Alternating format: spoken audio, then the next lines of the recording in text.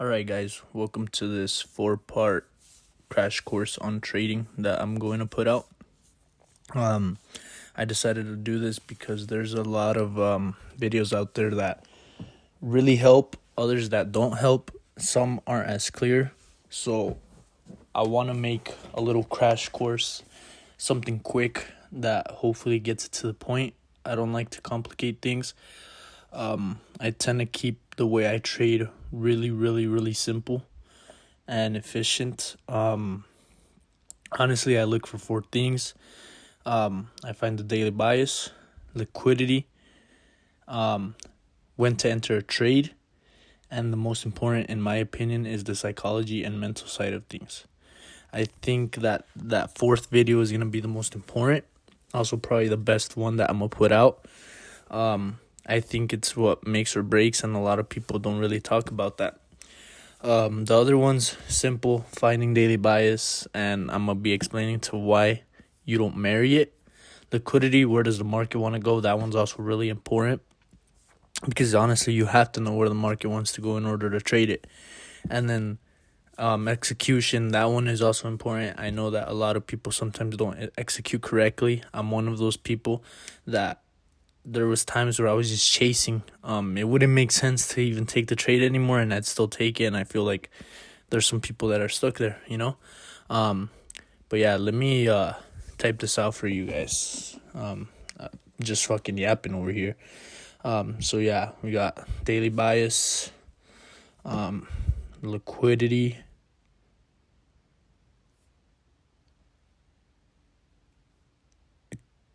execution, entering a trade, and lastly, psychology, or however you spell it.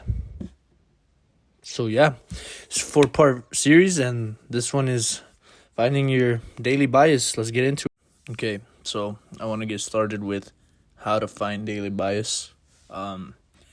This one, honestly, in my opinion, is important, but it's not important.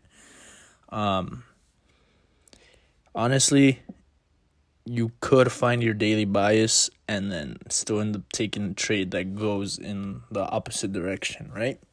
So I'm going to explain why you shouldn't marry your daily bias either. But honestly, this is how I find it going into the day, no matter what. I always start on the 4-hour. 4-hour is key.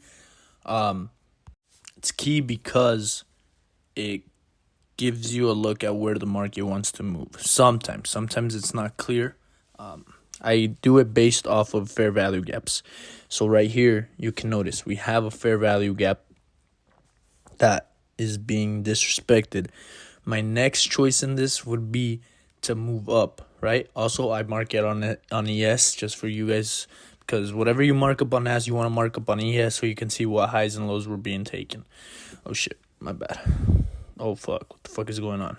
Okay, back to this. All right, so we have this 4-hour that's getting inversed. The next thing from here would be to continue higher, right? So I would be bullish off of this.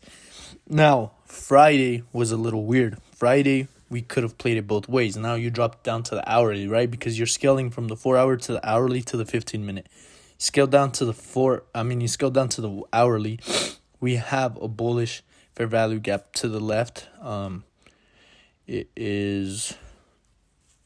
Where the fuck is Friday at? My gosh, I'm tripping. Okay, it's right here. All right, we tapped into this hourly fair value gap on both ES and NQ.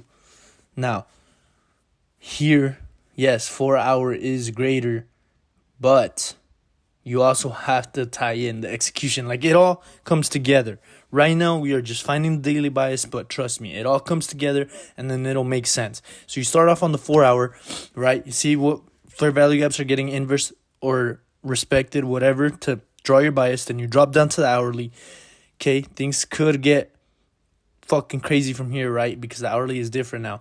Okay, the only reason that I did not get in the long on Friday was because never got the execution things that I look for, right? And I could have held up from that point on. But I ended up catching a sell after we tapped into the 4 hour. Like I said, look, let me drop down. Okay. Like I said, no play from here that I could have entered would have allowed me to go with my bias of being bullish for the day, right? So I have to adapt. I have to observe. That's what I'm getting at. Don't marry your bias. Observe the market. See the market, what it's giving you. I ended up catching a sell, and I was bullish, you know? Don't marry your bias, and there's nothing wrong with changing it apart from what you have been told. And that's the easiest way I can put on how to find your daily bias. I mean, there isn't much to it. Just look at 4 hour time frame, what's being respected, what's being disrespected. Look at the hourly and look at the 15-minute, and then from there see what zones are being tapped into first, see what zones are actually reacting and respecting those zones that you marked up. And the key point is make sure it gives you everything that you look for in a trade. Like I said, Friday I was bullish on the day. I got my fucking execution for sells. I'm gonna take sells all the time, you know?